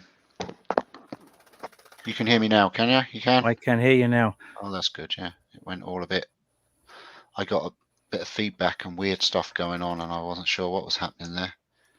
So you don't need a lot of pressure. You just need to burnish that wax in. Again, with a live edge, it's not as easy because it's a lot of hit and miss there. Ben said he thought the Canadian tins would be square-shaped. Why? And Adam says heat is a good rescue remedy for Hampshire sheen if you get white wax in pores or holes in a piece. I might not be experienced, but I do watch a lot of Martin's videos. Yeah, well, you're basically going to melt it back down, right? If you've got a little spot where the wax is dried and it's white in a spot, then yeah, heat's going to melt that wax. Did you ask where Rubber Dub was? I did. He's in Ireland, yeah. Sorry, I must. It must have been when my headphones died. No problem. So what you've got then is essentially the British version. I've got the Canadian original microcrystalline here as well, which again I don't know if it's available or not. I forget now if I've still got it up, because I was just kind of using up all the stock that I had. But now I have the English stock. But this is the same kind of thing, really. But it's just not certified as food safe. So. Ben's joke went over everybody's head. It went over mine, and I used to watch South Park as well. I didn't get the square tin reference. Sorry, Ben, that went over my head. And yeah, it went over my head too. I don't watch South Park, so he's trying to cover himself. He's backtracking quick now because Ruby says, "Why square, Ben?" I doubt Ruby watches South Park. But if you think about it, square tins make more sense for packaging purposes. Right? There'd be more in it. And also, if you drop them, they don't roll away. Adam says that's really nice. I'm going to try the Yorkshire grit with colour now. It will be nice. It's really, again, it's hard to tell unless you're seeing it in person. I usually find that the camera doesn't do things justice, but you get chatoyance with it because you've really brought that shine out with the Yorkshire grit, and then with the Hampshire sheen products, it gives it that nice wax gloss. But again, I'm using the old Canadian stuff that isn't available anymore because I've ran out of the British stuff. Still waiting on my order from the UK. It's only been 5 weeks. The owner says she still has the white and green tin of original. She doesn't use it. Guess what Ruby's got in her workshop? She's got an aluminum tin of Yorkshire grit. Aluminium. Sorry, Steve. Aluminum. So really, I want that to dry. I've got a couple of those as well. Well, I've got one here. I use them for paperweights. That's the old one. I'm not sure what's in it. Ruby's never heard of South Park, and she says the piece looks nice, Rob. You're just being nice, Ruby.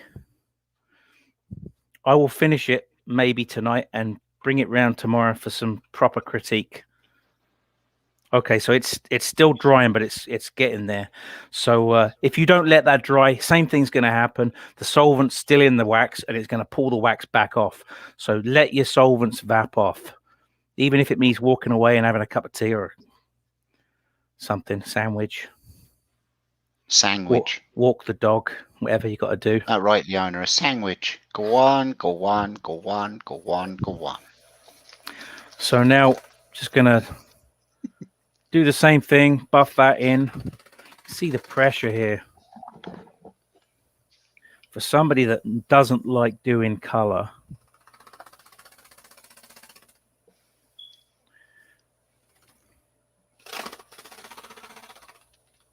I'm not a big fan of color,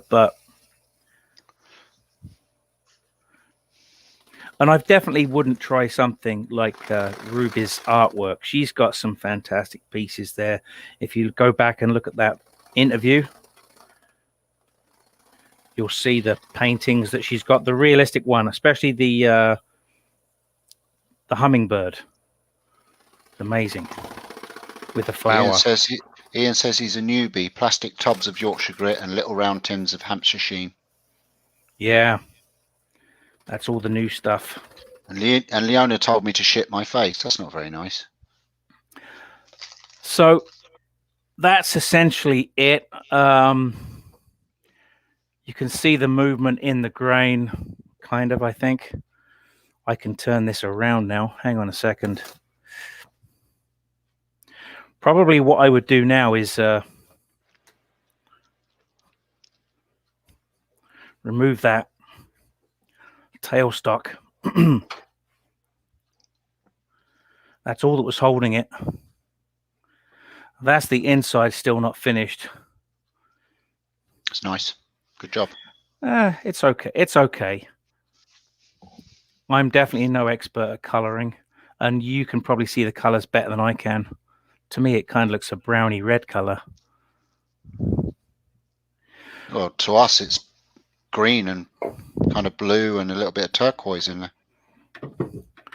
I can't see that. Yeah, it's lovely. But so yeah, that just gives it that other dimension of color. So that's as much as we're going to do there. I see we're 23 minutes over. That's all right. Good job. Nice demo. It looks really nice. I will post Especially the blue. photos. I will post photos up on my Facebook when it's completely finished. I always feel a bit rushed when we're doing things live. I'm not a big fan of turning things live. It scares me a little bit. Billy, I was just joking with Rob. Yes, it is browny red. He's colourblind, and I like winding Rob up with his colours. It's good fun sometimes. I actually bought a pair of those glasses. I can't remember what they're called, but they're colourblind glasses. And wow, red cars. Every time I see a red car. Red lips. Yeah, no, that doesn't do it. No, good job. Yes, well, that's kind of, we've gone up well over time for our first time. We're not normally over time. Really, it's only we've kind of covered a few bits and pieces. We've done, the looking back on, we spoke about phone numbers and stuff like that. Jigs and tools, we've spoken about the tools and stuff of texture and stuff like that. So we covered pretty much everything. I didn't have a what you got, Robbie, anyway, because I had the whole COVID thing and all that today. So that kind of threw me off. But what I will do is I'll just quickly, before we're finished, I'll show you the rest of the voiceovers that Adam's done for us, and then we'll call it the end of the show, okay? So this is the jigs and tools. Jigs and tools, jigs and tools. Jigs and tools, jigs and tools.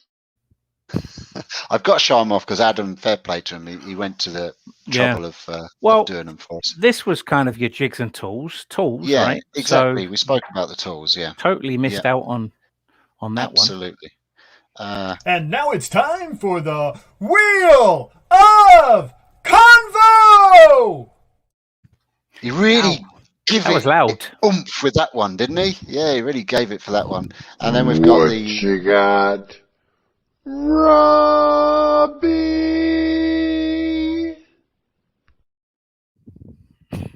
Robbie loves that. I played that about 30 times to him the other day, and he was, what you got, Robbie?